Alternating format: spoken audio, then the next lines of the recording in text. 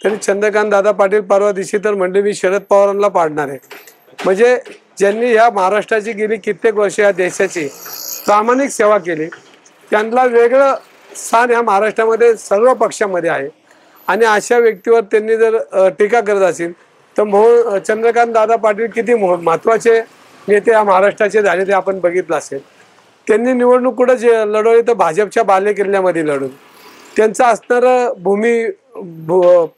त्यांचं असणारी म्हणजे जे तिथं राहतात त्यांचं राजकीय भूमी जिथं आहे तिथं त्यांनी निवडणूक नाही लढवली, पण ते कोथरूडला निवडणूक लढवली। येणाऱ्या काळामध्ये त्यांनी त्यांच्या गावाकडे निवडणूक लढवावी, म्हणजे त्याला उत्तर तिथली जनता खऱ्या अर्थाने देईल आणि खऱ्या अर्थाने चंद्रकांतला जे काय बोलतात ते खरं होईल। आज पवारांवर टीका करणं म्हणजे सूर्यावर थोकण्यासारखा विषय आहे चंद्रकांत पाटलांचा। त्यांचा मतदारसंघ हा भारतीय जनता पार्टीला मानणार आहे आणि म्हणूनच ते इथून आपले उमेदवारी जाहीर। येणारा पुढचा काळ चंद्रकांत दादांसाठी खडतर आहे राजकारणात, हे माझं मत आहे। यंदा होईल दंगेकर होणार का? मी कायमच होईल दंगेकर आहे, कारण मी 30 वर्षामध्ये माझ्या राजकारणामध्ये माझ्या ऑफिसमध्ये माझ्याकडे येणाऱ्या कार्यकर्त्याला कधी नाव गाव आणि पत्ता विचारलेला नाही।